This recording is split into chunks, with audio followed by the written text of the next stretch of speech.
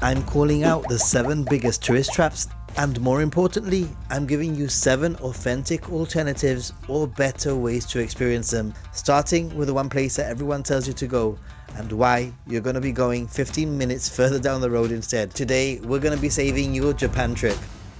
Number 1, the Bamboo Forest Trap. Everyone comes to Kyoto for this photo, but here's the reality. Arashiyama is a 200-meter path that takes 45 minutes to walk because you're dodging 1,000 selfie sticks. It's not a Zen experience, it's a human traffic jam. My tip is to instead take a 10-minute taxi further into the hills or a leisurely walk through some of Kyoto's most enchanting streets to Adashino Nembutsuji. In fact, this is a location that is often confused for the bamboo grove everyone goes to. It's a stunning temple with a bamboo grove that looks identical to the famous one, but a lot better. And here's the kicker, it's actually quiet. You'll hear the wind in the stalks instead of a tour guide's megaphone. This is the Japan you actually dreamed of, and it's actually still reachable. Number 2, the money trap. Tsukiji Outer Market. Tsukiji is the most famous fish market in the world, and it's also the biggest influencer tax in Tokyo. You're looking at 6,000 yen for a single wagyu skewer and an hour-long wait for a basic tuna bowl. These days, it's starting to feel like a theme park, not a market. If you want the gritty Tokyo food experience without the daylight robbery, then head to Amiyoko in Ueno. It's an open-air market under the train tracks with raw energy, cheaper seafood, and legendary street food. You'll get the same quality for half the price and 10 times the character. Leave Tsukiji to the tour buses because the real locals are eating in Ueno. Number 3, the view trap, Shibuya Crossing. Don't get me wrong, okay? You have to see the crossing, but there are many options from where to see it. You don't need to be fighting for a ticket at Shibuya Sky. Instead, head to the rooftops of, for example, Mag's Park on top of the Magnet by Shibuya 109 building, or to nearby C'est La Vie, or at a push even to Starbucks, which will be crowded, but in my opinion, Shibuya is best viewed while sipping on a coffee or drinking a cocktail. People watch, and of course, cross the crossing after you're done. And here's your friendly reminder that subscribing has the benefit of getting the latest Japan alternatives so that you don't waste your limited travel time. Thanks in advance. Number 4, the vibe trap, Harajuku, Takeshita Street. Takeshita Street used to be the heart of cool Japan, but nowadays it's a conveyor belt of rainbow grilled cheese and fast fashion shops that you can find pretty much at any mall. It can feel claustrophobic and honestly a bit soulless. If you want the actual creative heart of Tokyo, take a train to Shimokitazawa. This is where the cool kids actually hang out. It's packed with high-end vintage stores, indie theaters, and the best hidden curry shops in the city. It's walkable, artistic, and has that bohemian vibe that Harajuku traded for tourist dollars a decade ago. But don't get me wrong, Harajuku is still fun, but it simply isn't what it used to be, and it feels more like a tourist trap these days.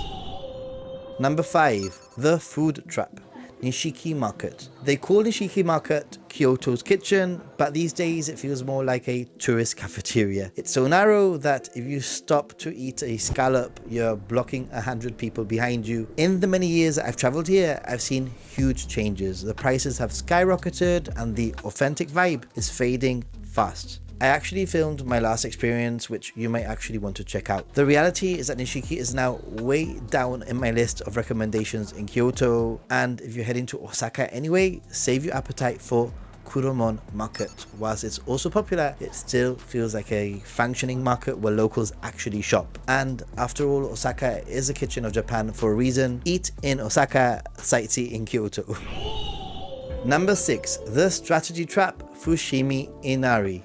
Okay guys, I'm not telling you to skip Fushimi Inari, that would be a crime. I'm telling you to stop going at 11 AM. The bottom of the mountain looks like a literal riot of tourists. Here is a ninja monkey strategy. Walk 10 minutes further up the gates to escape the tourists, or go at 9 PM. The shrines are actually open 24/7, they're beautifully lit, and the crowds are 100% gone.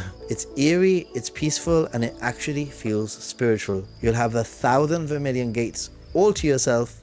just watch out for the wild boars, okay? They're the only tourists that you'll have to deal with at night. It's a completely different world. Number 7, the logistics trap, Hakone day trip. The Hakone day trip is a classic, but in peak season, it's a transportation nightmare. You could spend 4 hours on trains and then wait an hour for just a queue to go up the ropeway. You spend more time on a bus than looking at Mount Fuji, if you're lucky and you actually get a clear day. If you want coastal views and ancient history without the logistical headache, go to Enoshima and Kamakura. It's a Kyoto of the East. You get a massive bronze Buddha, stunning seaside shrines, and a beach vibe. All just 1 hour away from Tokyo. It's a smoother, faster, and more diverse day trip that won't leave you exhausted before dinner. Plus, on a clear day, you'll still get those Mount Fuji views people go to Hakone for. Right, let's talk strategy. Look, my biggest mistake you can make is acting like a normal tourist. If you wake up at 9, eat breakfast at 10, then you head out to the shrines at 11, you have already lost. My tactical advice is embrace the 6 a.m. start. Most major temples in Kyoto often open at dawn. Seeing the sunrise through the gates of Kiyomizu-dera with 0 people in your shot is a core memory you cannot buy. The best sites aren't actually hidden, they're just seen in the wrong times. Change your clock, change your experience. And as for navigating, mobile data is a must, and I use Sakura Mobile. You might want to use my affiliate link for something that you were likely going to get anyway. Thank you in advance. The dual pricing reality check. We have to talk about the elephant in the room, and that's dual pricing. With record-breaking crowds, more and more golden route spots are introducing higher rates for international tourists. It's a controversial move, but here's how you can actually beat it. The gem spots I've shown you today, like Amiyoko or Shimokitazawa, they don't have a tourist tax. Why? Because they actually serve the local community. When you skip the Instagram famous restaurants for a back alley izakaya, you aren't just getting the more authentic meal. You're paying local prices. Supporting those lesser known spots keeps your budget intact and ensures that your money goes into the local economy, not a social media markup. Travel smarter, pay local. At the end of the day, you don't have to skip the classics entirely, but you have to be smarter about how you visit them. Japan is still the most incredible destination on earth. You just have to look past the first page of Google to find the actual magic. If this helped you save your itinerary, hit the subscribe button for the latest Japan updates that guidebooks are missing. But now I want to hear what famous spots in Japan you found the most disappointing, and more importantly, where did you go instead that actually blew you away? Drop your gems in the comments below so that we can all plan a better trip together. And until the next video, check out this playlist of lesser known visitor locations tourists don't quite visit yet.